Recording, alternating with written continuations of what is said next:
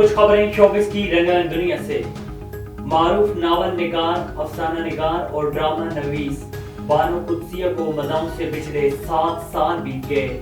मोहब्बत की तल्ख हकीकत, अंदाज़े शगुफ्तगी और शाइस्तगी, उर्दू ज़बान पर जानदार गिरफ्त और दिलकश इस्तारों का इस्तेमाल, यही वो खुसूसियात थी जिन्होंने बानो कुद्सिया को उर्दू अदब का बड़ा नाम बना दिया था।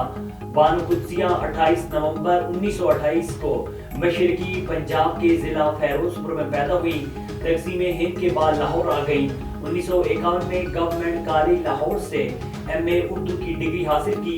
इशफाक अहमद की हौसला अफजाई पर पहला अफसाना 1950 में सामने आया। दिसंबर 1954 में बानो कुद्सिया और इशफाक अहमद रिश्ता अज़दवाज में मुंसलिक हो गए थे। पाकिस्तान म्यूजिक इंडस्ट्री की मारूफ गुलकारा फरिया परवेज की तवील अरसे बाद मौसीकी की दुनिया में वापसी हो गई। गुलकारा ने अपना नया गाना रिलीज कर दिया। फरिया परवेज पाकिस्तान की मारूफ गुलकारा हैं जिन्होंने कई सुपर हिट गाने गाए हैं। वो अपने मशहूर हिट गाने से शोहरत की बुलंदियों पर पहुंची।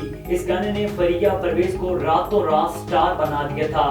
उन्होंने कई हिट पंजाबी गाने भी गाए। मज़ा उनकी मकबूल गजलों को भी बेहद पसंद करते हैं। मारूफ पाकिस्तानी अदाकारा और मॉडल आमना शेख तवील अरसे तक सोशल मीडिया से गायब रहने के बाद बिल आखिर मंजरे आम पर आ गई। रिपोर्ट के मुताबिक मैं अब्दुल कादिर हूँ, मेरा साईं और मीरान अल अरूस जैसे ड्रामों में अपनी अदाकारी के जोर दिखाने वाली आमना शेख अपने बेटी की पैदाइश के बाद से सोशल मीडिया से गायब थी। आमना शेख ने साल 2021 में अपने ऑफिशियल इंस्टाग्राम अकाउंट पर आखिरी पोस्ट की थी, जिसके बाद अब नई पोस्ट के साथ अदाकारा की सोशल मीडिया पर वापसी हुई है। अदाकारा ने इंस्टाग्राम पर अपनी वीडियो पोस्ट की जिसमें वो अपने घर के लॉन में अपनी फैमिली के साथ खुशगवार लम्हात गुजार रही हैं।